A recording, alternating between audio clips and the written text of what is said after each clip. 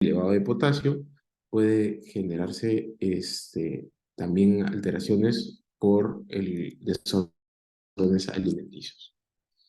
La densidad nos va a medir netamente lo que son las concentraciones iónicas de la orina. Y esto de por sí nos va a representar la capacidad que tienen los riñones de poder concentrar la orina y el estado de hidratación también del paciente. O sea, si tenemos una densidad muy alta, significa que el paciente está concentrando mucho o que el paciente está deshidratado.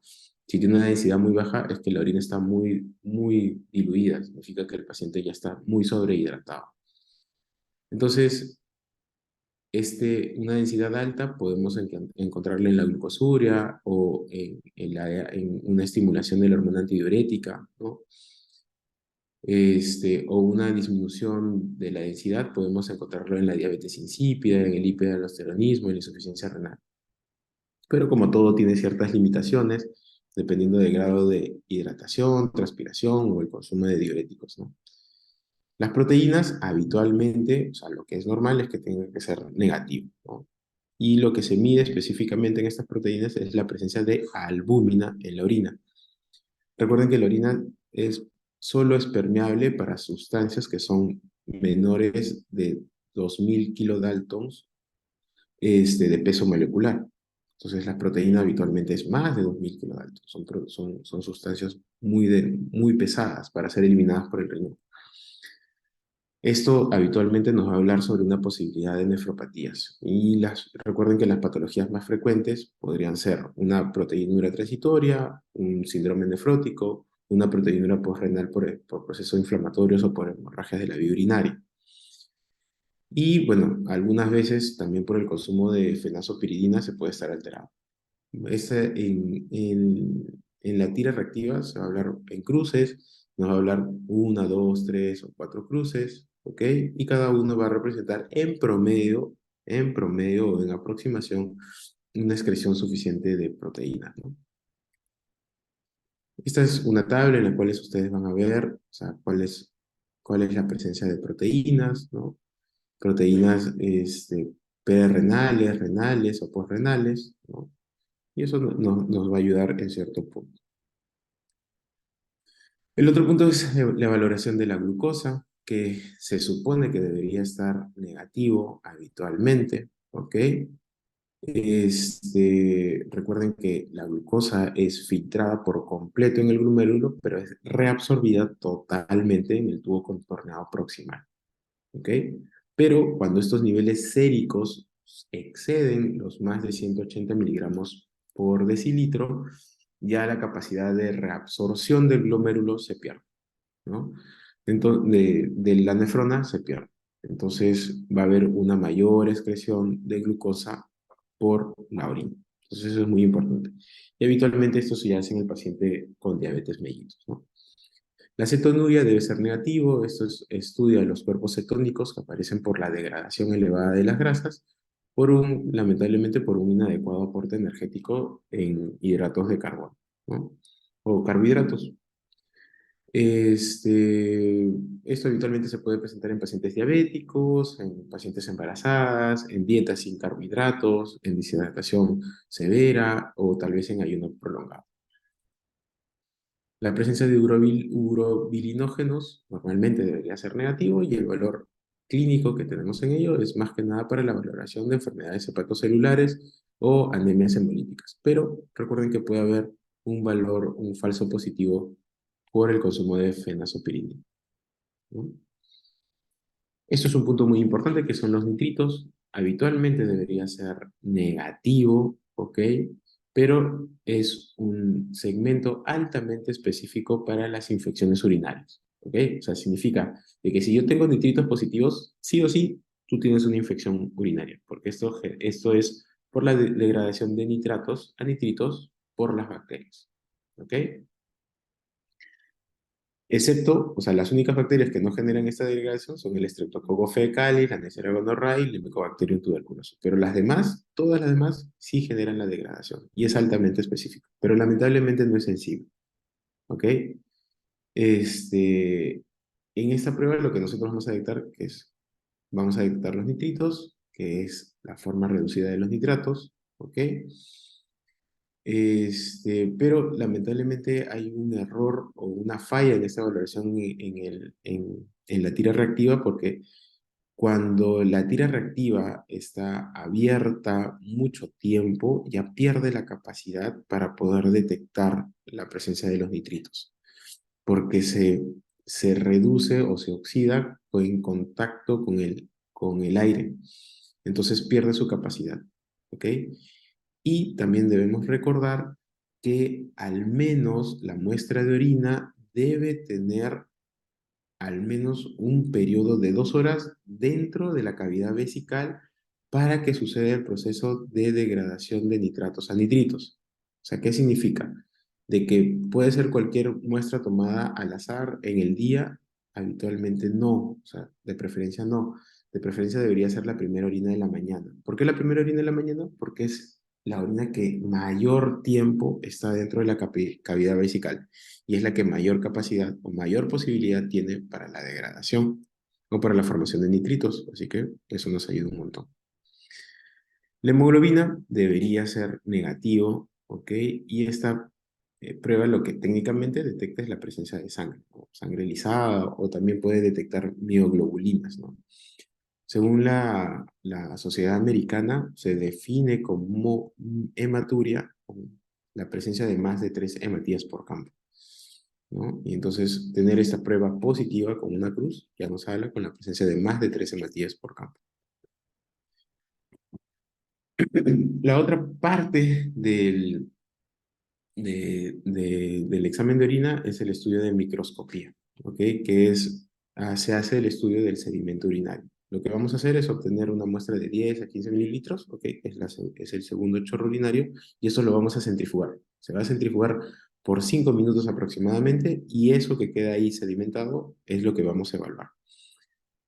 Habitualmente es posible detectar dos tipos de células, ¿ok? Lo que vamos a detectar acá, en general, es presencia de células, presencia de cilindros, presencia de cristales o presencia de otro tipo de elementos dentro de él.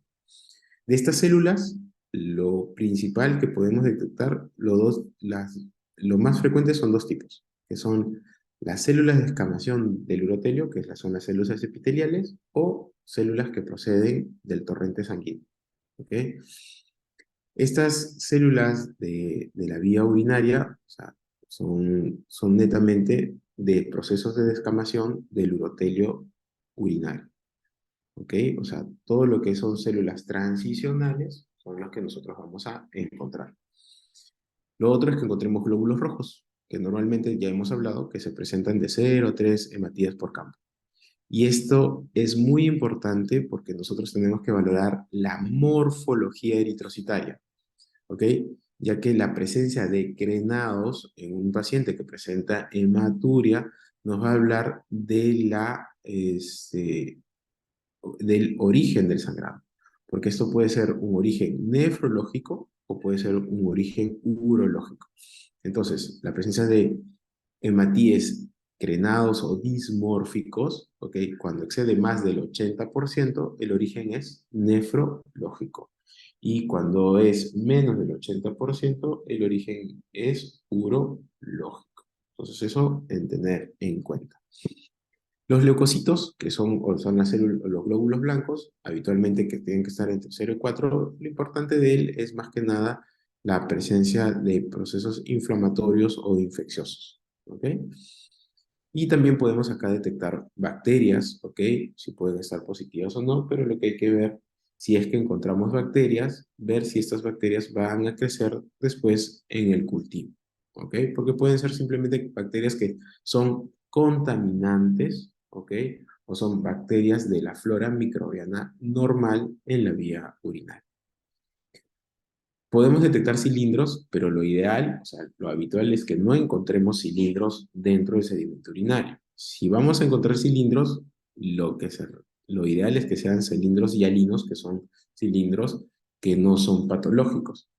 Pero si vamos a encontrar cilindros eritrocitarios, bacterianos, epiteliales, granulares, grasos, serios o mixtos, ¿ok? Ya ahí nos hablan de procesos de compromiso de la función renal. Entonces eso es muy importante que nosotros tenemos que tener en cuenta. ¿Ok? Por último, la presencia de cristales, que es más que nada la sedimentación de componentes urinarios, que habitualmente son uratos o o fosfatos amorfos, que son parte o componentes de los cálculos que nosotros que podemos tener dentro de la vía urinaria. Y por último, presencia de otros como mucosidades, hongos o parásitos que también podemos encontrar. Vamos a ver una lista de todo lo que nosotros podemos identificar, ¿ok? Eritrocitos, leucocitos, células epiteliales, los cilindros hialinos y no hialinos, que ya hemos conversado, ¿no? Y otros tipos de elementos. Esto es una muestra de orina normal, ¿no? O sea, escasos leucocitos, no hay hematíes, células epiteliales escasas, ¿ok? Y algunos cristales que no se ven por acá muy bien. Y después vamos a ver un examen de orina ya patológico de un proceso inflamatorio e infeccioso, ¿no? Vamos a ver múltiples leucocitos, hay células epiteliales escasas todavía, ¿ok? Y estos elementos muy pequeños, cilíndricos, son las bacterias, ¿no? Este es un cilindro hemático que nosotros vamos a ver también en el examen de orina, que nos puede identificar o nos puede hablar sobre algún daño renal. Y bueno, por último, hablar sobre el urocultivo, ¿ok? Que en el tema del urocultivo, después de que nosotros obtenemos la muestra de orina y vemos si hay presencia de bacterias, este examen de orina debería pasar a un urocultivo para hacer la identificación de la bacteria y en la identificación de la bacteria, que el proceso de formación de colonias toma un proceso de 3 a 5 días. Esto nos va a ayudar a determinar, a identificar el tipo de bacteria y con esto también saber la resistencia al antibiótico, ya que va a ser sometida a diferentes discos de antibióticos para ver cuál es la capacidad de esta bacteria de poder reproducirse en frente a algunos antibióticos. Y con eso poder nosotros ofrecer algún tratamiento específico al paciente, ¿no?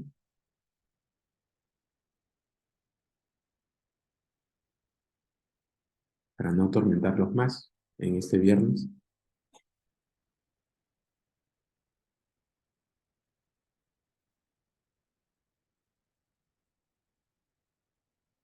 ¿Alguna pregunta, duda, inquietud, incertidumbre?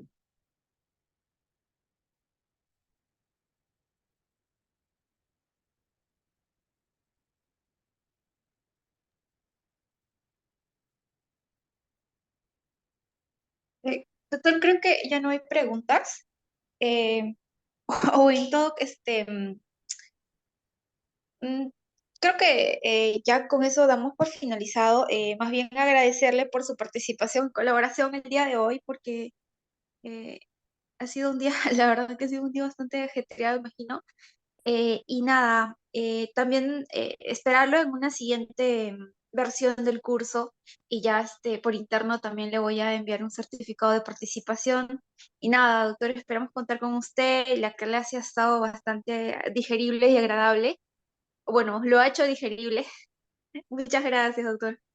No te preocupes, no te preocupes. Un placer, como siempre. Cuídense, hasta luego. Hasta luego, doctor. Muchas gracias.